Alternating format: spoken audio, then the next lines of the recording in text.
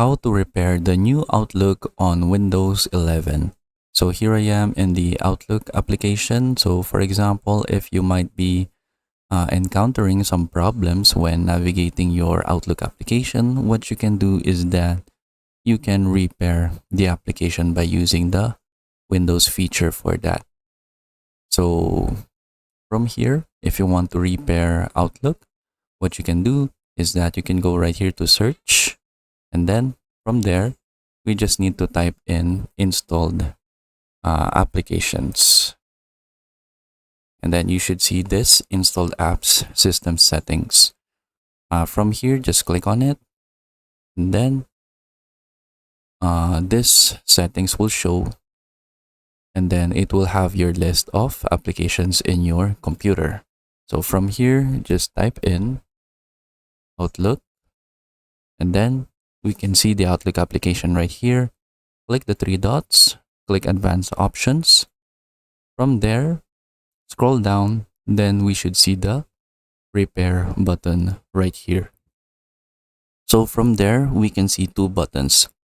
So we have the Repair button right here, and as you can see, if this application isn't working right, we can try to repair it. So the app's data won't be affected. So it will try to repair the Outlook application without affecting your data. So if it's still not working, what you can do is that you can reset the application. Keep in mind that the app's data will be deleted, and then what you need to do is that you just need to sign in again to your account to access your Outlook emails. And then from here, you can just click repair, and then sometimes it has this problem that says we couldn't repair this app, try again in a bit.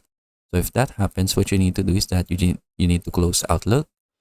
You need to terminate its processes, and then we can go back right here, and then we'll just wait for it to finish loading, and then we just need to find Outlook again right here, which is this one.